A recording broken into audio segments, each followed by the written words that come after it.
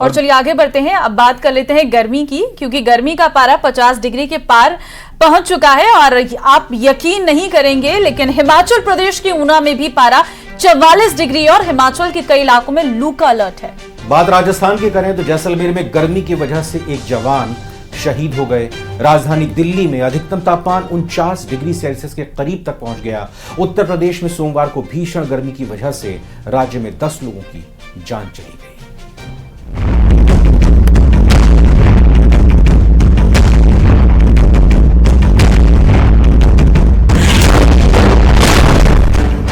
झुलस रही दिल्ली, तप रहा है हिमाचल।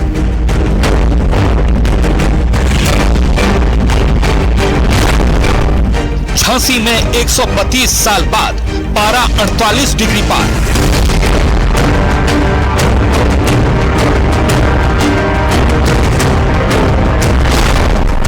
जैसलमेर में तापमान 53 डिग्री तक पहुंचा। उत्तर से दक्षिण तक गर्मी का जानलेवा हमला हो रहा है। घर में लगे एयर कंडीशनर फेल हो रहे हैं और बाहर आसमान से आग बरस रही है। इस साल गर्मी ने मई महीने में ही सारे रिकॉर्ड तोड़ दिए हैं। जैसलमेर की धधक रही गर्मी ऐसी है कि वहां दिन में आंखें खोलना मुश्किल है। इतनी भयानक गर्मी में भी हमारे देश के जवान डटकर सीमा पर तैनात हैं और देश की सुरक्षा कर रहे हैं। यहाँ पारा 53 डिग्री पार कर चुका है। ये वीडियो भारत पाकिस्तान सीमा पर मुरार पोस्ट का है। यहाँ देखा जा सकता है कि तापमान 53 डिग्री के ऊपर है। गर्मी का आलम देखिए कि जमीन पर अगर कुछ खाने का सामान रख दिया जाए तो वो पक जाता है। ऐसा वाकया राजस्थान के जैसलमेर से सामने आया, जहां बीएसएफ के जवान रेत पर पापड़ सेकते और ऑमलेट बनाते नजर आए। वीडियो में देखा जा सकता है कि बीएसएफ का एक जवान गाड़ी के बोनट पर पापड़ सेक रहा है, वहीं कुछ और जवान रेत में पापड़ को रखकर सेक रहे हैं। इस बार गर्मी जानलेवा बनकर आई है। जैसलमेर में भारत पाकिस्तान सीमा पर तैनात एक बीएसएफ जवान की हीट स्ट्रोक की चपेट में आने से मौत हो गई। इन जवानों का कहना है कि रेत इस तरह से आग की भट्टी बन जाती है कि कई बार रेत पर चलते चलते जूते के सोल पिघल जाते हैं। राजस्थान में जैसलमेर से जयपुर तक यही हाल है। राजस्थान में पिछले एक हफ्ते के दौरान 35 लोगों की मौत हो चुकी है। राजस्थान के 20 जिलों में मंगलवार को लू का रेड अलर्ट है। मौसम विभाग ने जयपुर समेत 5 जिलों में ऑरेंज अलर्ट जारी किया है। पिछले 24 घंटों में राजस्थान के अधिकतर भागों में हीट वेव और सीवियर हीट वेव दर्ज की गई है। सर्वाधिक अधिकतम तापमान एक बार फिर से फलोदी और बाड़मेर में रिकॉर्ड हुए हैं। सबसे ज़्यादा बाड़मेर में देखें तो 49.3। सीवियर हीट वेव का दौर अब राजस्थान में अगले 1-2 दिन और ही जारी रहेगा। 30 मई तक राजस्थान के अधिकांश भागों में अधिकतम तापमान में 2 से 4 डिग्री सेल्सियस की गिरावट होगी। राजधानी दिल्ली में भी 27 मई को अधिकतम तापमान 49 डिग्री के करीब पहुंच गया। हरियाणा के सभी स्कूलों में मंगलवार से गर्मी की छुट्टियां लागू कर दी गई हैं। उत्तर प्रदेश के 54 शहरों में मंगलवार 28 मई को हीट वेव की चेतावनी जारी की गई। 12 जिलों में लू का रेड अलर्ट है। सोमवार को भीषण गर्मी की वजह से राज्य में 10 लोगों की जान चली गई। तो अभी सिचुएशन है सीवियर हीट वेव कंडीशन कुछ जगह में अभी चल रहा है और सीवियर हीट वेव कंडीशन भी कुछ जगह चल रहा है। 2 दिन सिमिलर कंडीशन कंटिन्यू करेगा। उसके बाद टेम्परेचर 2 से 3 डिग्री फॉल एक्सपेक्टेड है आफ्टर 2 डेज बिकॉज एक WD आ रहा है और हम लोग एक्सपेक्ट करें कुछ लाइट रेन थंडरस्टॉर्म एक्टिविटी 31 और 1 तारीख। मैदानी इलाकों की तरह गर्मी इस बार पहाड़ी इलाकों पर भी टॉर्चर कर रही है। मौसम विभाग के मुताबिक हिमाचल प्रदेश के कई इलाकों में अगले 24 घंटे के दौरान लू चलने का ऑरेंज अलर्ट जारी किया गया है। शिमला में 9 साल बाद अधिकतम तापमान 30 डिग्री दर्ज किया गया तो ऊना में तापमान 44 डिग्री पहुंच गया। जम्मू कश्मीर में गर्मी से लोग बेहाल हैं। कश्मीर के सभी 10 जिलों में तापमान 30 डिग्री से ऊपर चल रहा है। वहीं कठुआ में तापमान 46 डिग्री तक पहुंच गया। मौसम विभाग के मुताबिक 30 मई तक देश भर में ऐसे ही हीट वेव चलेगी। इसके बाद कुछ राहत का अनुमान लगाया जा रहा है।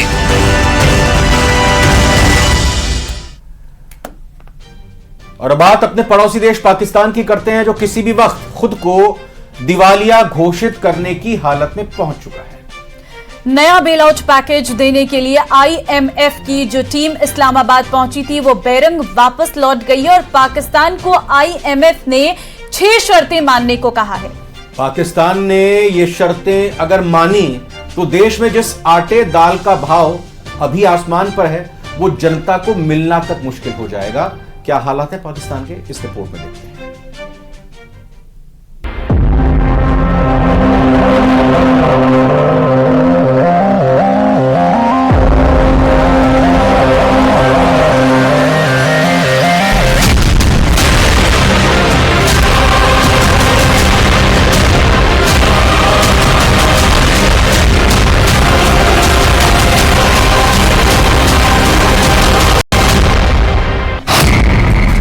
गिड़गिड़ाते रह गए पाकिस्तान के प्रधानमंत्री शहबाज शरीफ। आईएमएफ अधिकारियों ने अनसुनी कर दी पाकिस्तान की फरियाद और कर्ज मांगने से पहले मिल चुके कर्ज को चुकता करने का दिया ऑर्डर। पाकिस्तान की खुद को दिवालिया घोषित करने की तैयारी शुरू हो चुकी है।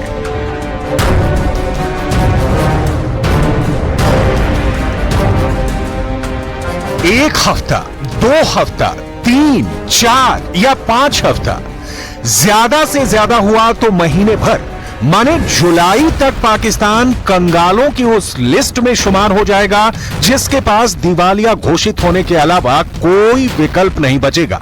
साल दर साल की गरीबी ने पाकिस्तान को गर्त में धकेल दिया है। अब ना संभलने का वक्त है, ना बच पाने का, ना ही उबर पाने का। इस्लामाबाद में जो सरकार है उसका तो हाल ही मत पूछिए। ना कोई प्लान है, ना कोई मददगार है, ना विजन है, ना मुल्क को बचाने का नेक इरादा है। पाकिस्तान क्यों करेगा खुद को दिवालिया घोषित? इसके एक नहीं कई कारण हैं, लेकिन यहां आपको 5 मुख्य वजहें दिखाते हैं। उसके बाद हर एक वजह की डिटेल आपकी स्क्रीन पर होगी। पाकिस्तानी प्रधानमंत्री शहबाज शरीफ ने जिस अंतर्राष्ट्रीय मुद्रा कोष यानी आईएमएफ के सामने झोली फैलाई थी, उस आईएमएफ ने टका सा जवाब दे दिया कि नो मोर। अभी और सुनिए, पाकिस्तान की कर्ज मांगने वाली मंत्रियों अधिकारियों की टोली आईएमएफ से गुहार लगाती रही कि जरा एक नजर हमारी मुफलिसी पर डालो, बहुत ज्यादा नहीं तो 2 जून की रोटी का ही जुगाड़ कर जाओ। लेकिन आईएमएफ के अधिकारियों की टीम का सुनना तो दूर, टीम बोरिया बिस्तर समेटकर इस्लामाबाद से चलती बनी।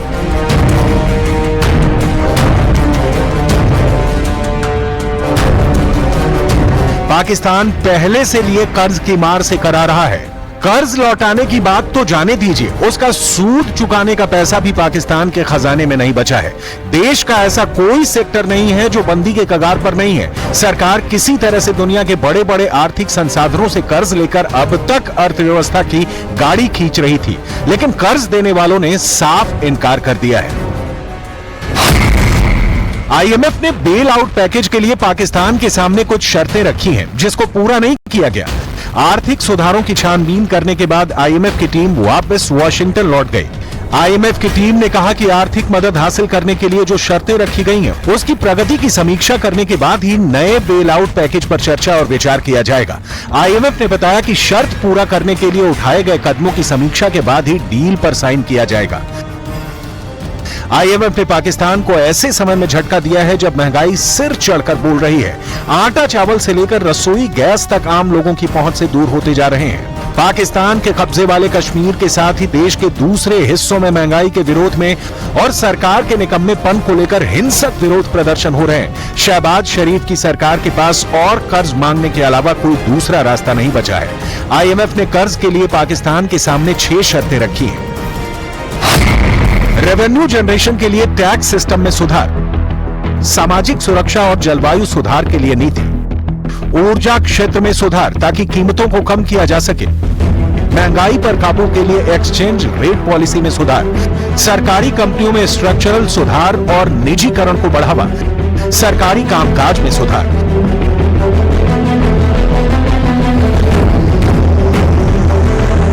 ये बड़ी शर्तें हो सकती हैं, लेकिन पाकिस्तान के लिए कड़ी शर्तें कतई नहीं है। IMF ने इसके पहले भी पाकिस्तान को कर्ज देने के लिए ऐसी ही शर्तें रखी थी, जिसका खामियाजा अभी पाकिस्तान को भुगतना पड़ रहा है। और अब नई शर्तें, पिछले साल IMF ने जो बेल आउट पैकेज दिया था उसमें जो शर्तें रखी गई थी उसे देख लीजिए। चलिए वक्त है यहां पर एक छोटे से ब्रेक का, और आप आगे देखिएगा 20 मिनट 20 खबरें। बने रहिए न्यूज़ 18 राजस्थान।